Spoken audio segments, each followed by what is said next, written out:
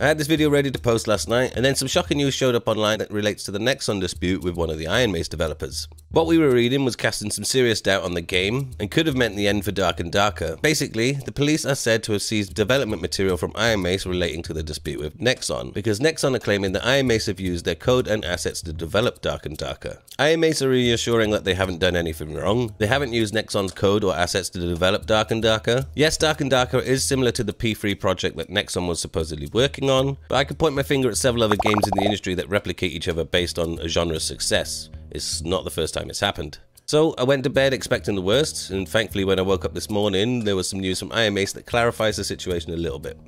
So this was posted by Grayson, one of the Discord administrators. Do not worry too much about what you hear regarding Nexon. Most of what you will see on the internet is not accurate. There will be no delay in development, and there is nothing to worry about. So, like I've been doing so far, I'm going to trust that Ironmace aren't foolish, and that the decades they have behind them as game developers isn't going to be thrown away over something foolish like stealing someone else's assets and trying to reuse them in such a public project.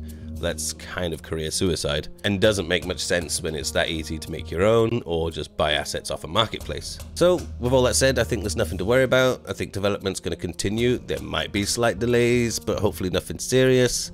If there is, Nexon. So yeah, let's get on with the video. Hey dude, hope you're doing well. I have a bunch of information about DarkandDarker's upcoming playtest number 5, which I've compiled from a Q&A session that the developers did with the Discord community on Sunday. We've got new weapons, new maps, and new mechanics, and a bunch of other stuff to go over, so let's dive in. Firstly, a new B1 map, The Ruins, has been confirmed to be in for this playtest. We don't know the player count, but it seems to be an above ground map like we were expecting, and it will be at night time, so you can still hide your nefarious doings in the dark. This also brings full circle the first complete delve that we've got in the game. So players will start off in the ruins to the Forgotten Castle, they'll descend into the dungeons beneath the Forgotten Castle, and then they'll descend further into the Inferno map. Ironmace did previously confirm that players should be able to extract from the ruins, but I expect the loot to be of little value when compared to the deeper levels of the delve. So this is going to be the main focus for Ironmace during this playtest. They want to make sure that the free tiered system works really well, so expect a lot of tweaks while the playtest is live, like we're kind of used to anyway. Also, speaking of maps, and good news for solo players is that the Goblin Caves will be returning once again. I wouldn't be surprised if it's had some revisions to the layout and the mob spawns, but I can't confirm that because I haven't seen that in writing anywhere.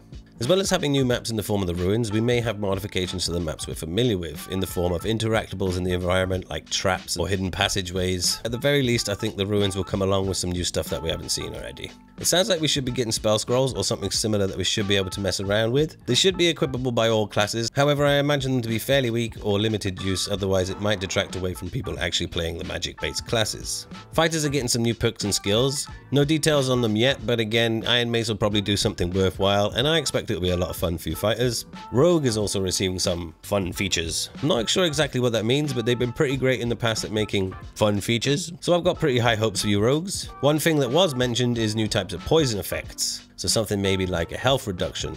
So if you're fighting a solo cleric or such, then they won't be able to just nullify your attacks just by healing constantly. This isn't specifically confirmed for this playtest, but it is something that Ironmace is working on.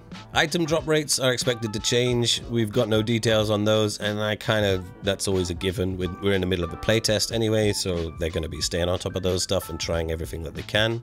Some new weapons will be coming this playtest. One that's been confirmed is a one-handed crossbow that I kind of assume the ranger will be able to use his offhand sword at the same time. That's speculation, but it kind of makes sense, and it would be pretty nasty if you thought you had to drop out a ranger and he sneakily popped one of those in your face at close range.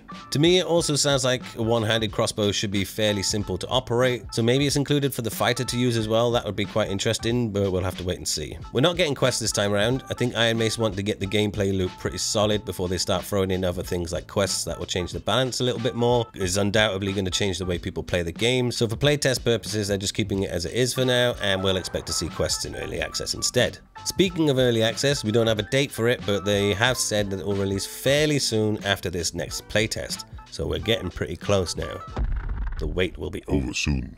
Potentially we could be getting new potions or traps. As far as potions go, then maybe we'll get something like a haste potion, or something that maybe can clear negative effects, which will be pretty handy when fighting bosses like the Lich King. Neither of those are confirmed for this playtest, but we know they're working on them and the developers definitely want to test them, so fingers crossed. That's pretty much all of the solid confirmations we have at the moment for the upcoming playtest, but the developers did answer some questions regarding the future of the game and into early access. So to sum up what we can expect, of course the Bard class, as we're not expecting it this playtest unfortunately, but when we do get our hands on the class, expect it to be heavily skill based. According to the developers, the effects of the Bard will be based on how the player is actually playing the instrument. So we could see some interesting control method adopted specifically for the Bard. We shall see. Speaking of other classes, for a long time we've had the Druid hinted, because alongside the Bard he's actually featured in one of Ironmace's press kit images. And also in the very distant future, when the developers are happy with the balance of the game, there is a good possibility that we might see some interesting new classes with varying hitboxes such as the Dwarf. This of course would be dependent on whether or not it would be fairly easy to balance a class like that, because once you start changing the size of the characters and hitboxes, they can hide behind objects or they might not be able to jump to certain access points. So it's interesting, but it might be hard to make it work.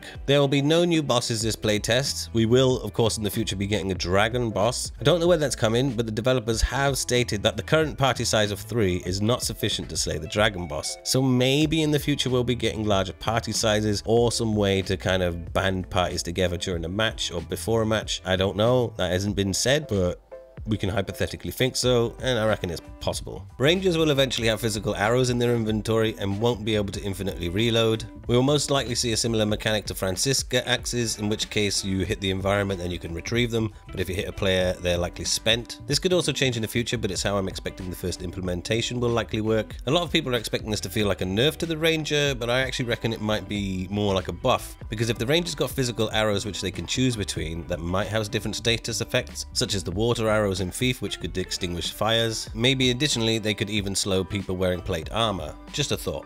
The game will have periodic wipes, much like Escape from Tarkov. This has several benefits for a game like this, where I couldn't imagine permanent progression. Your stash gets full pretty quick, your quest will eventually be complete, and servers always appreciate a healthy data wipe and refresh, so it's a good way for the developers to go. Obviously in the world of Tarkov recently, cheating has been a hot topic, so the developers had a few words on this. Fighting cheaters is our destiny and one of our biggest challenges. It is impossible to 100% defend against cheaters in FPS games, but we will not spare any investment in defending against this. So it sounds like they're pretty serious in making sure it doesn't affect the average player too much. There will be absolutely no pay-to-win content, so expect maybe skins, additional graphics and music packs. Additionally, we might get some more character models like we saw with the skeleton, but hopefully not too visually disruptive so that classes are still recognizable at a glance. And finally, and slightly heartwarming, Ironmace have confirmed that Leaderboards will not continue into early access, at least not in their current form. And the reason they gave for this is that they see people being forced to play their game for too long and tiring themselves out, so it's not healthy. They basically want people to be able to fairly compete without having to grind 12 to 14 hours per day. It's such a genuinely decent thing for them to do, and I think a lot of the player base will appreciate the chance to actually fairly compete with the leaderboard goats. So that's everything I have for you for now. Hopefully you heard what you wanted to hear, and that the changes they are making are as exciting to you as they are to me. Like I said, the playtest will be available on the 14th of April. No doubt we'll get some more information in the meantime, and when I do, I'll be sure to put together another video to make it easier for you to digest. Thank you for your time and support, dude, and I'll catch you on the flip-flop. Peace. Don't go too far. Oh well, okay, never mind.